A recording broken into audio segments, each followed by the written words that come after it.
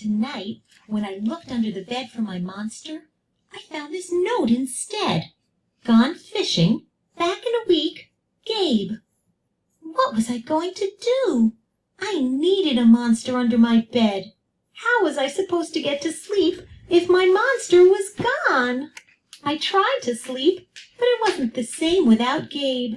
I missed his ragged breathing, his nose whistling, the scrabbling of his uncut claws. How would I ever get to sleep without Gabe's familiar, scary noises and his spooky green ooze? It was no use. Gabe would be gone for a week, and I just had to have a monster. I climbed quietly out of bed so my parents wouldn't hear me.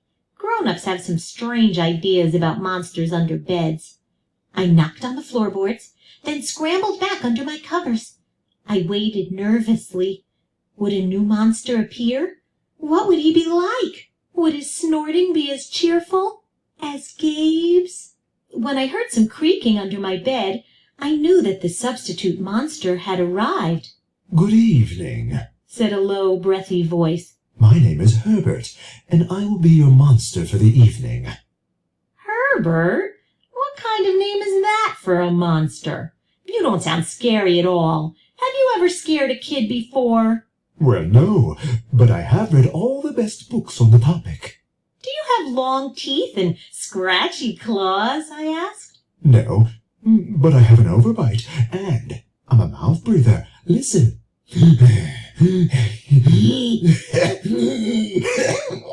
Herbert's panting was kind of scary, but it wasn't enough for me. Listen, Herbert, I'm sorry. I just don't think this is going to work. It's nothing personal, but I really need a monster with claws. Picky, Herbert complained. "As you wish. I'll go." There was some more creaking, then Herbert was gone. Some scratching warned me that a second monster had appeared. "Good evening," he said in a high, silky voice. "My name is Ralph. I understand you need a monster with claws. If you would please lean over, I will hold out an arm for inspection." I crouched on the edge of the bed, hoping to see a horrible, shaggy arm with sharp, ragged nails.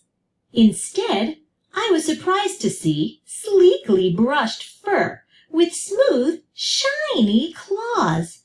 "Excuse me, I don't mean to be rude," I asked, "but is that nail polish on your claws?" "Yes, it is," Ralph replied.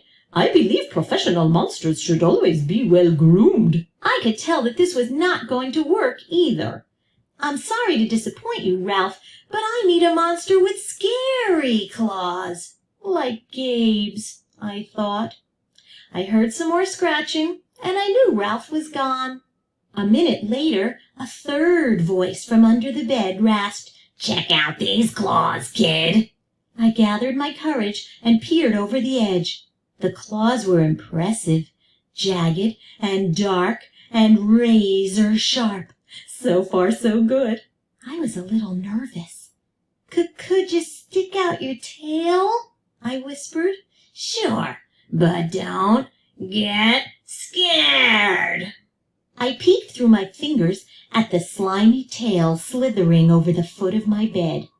That's when I noticed the bow. "Are you a girl monster?"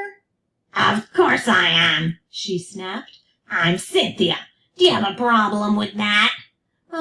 Yeah, I do," I admitted. "I definitely need a boy monster. Boy monsters are for boys, and girl monsters are for girls. Everybody knows that." "Well, aren't you a picky one?" she sniffed, and then she was gone.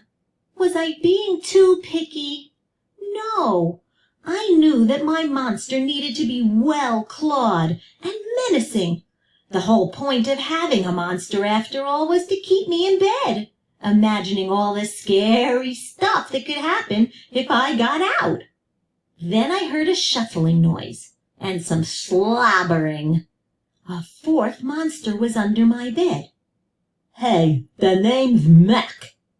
One look at his claws proved that Mac was a big, scruffy boy monster. I shivered. Maybe this one would work out. Those are excellent claws, but do you have a long tail? I leaned over to see. No, my tail is stumpy, Max slurped, but I do have an unusually long tongue. Why would I be afraid of a long tongue? I asked. Oh, I don't know, he said, trying to sound terrifying. You never know when I might lick you. I fell back on the bed, laughing. Well, if you're not even gonna try to work with me, Mac whined. I held in my giggles. I really don't think you should send me away, he warned. Kids who reject 5 monsters in one night. I did not reject 5 monsters tonight, I interrupted. My regular monster went fishing. Fishing, eh? Maybe he just left because you're so picky. Fine. I'm out of here, but I wouldn't expect another monster tonight if I were you. How was I ever going to get to sleep without my monster? I was surprised to hear more creaking under the bed. Loud creaking, with scratching. I thought no more monsters were going to appear tonight, I said. Sorry I'm late, kid. Phew, it was Gabe. I thought I would enjoy fishing, but I didn't, he explained. Those fish scare too easily. No challenge at all. You, however, are challenging, my friend. You're almost too old to be afraid of monsters. You keep me on my toes. Toes, a delicious snack. The bed quivered as Gabe's stomach rumbled with hunger. Now, if you don't mind, I'd like to start the evening with an ominous puddle of drool. I peeked over the edge of the bed. Green ooze spread soundlessly from underneath. Then the bed trembled as Gabe unfurled his spiked tail. He was daring me to guess where he might pop up. I shivered. So, you had some substitute monsters tonight, Gabe said, sharpening his claws on my bedpost. Were you scared?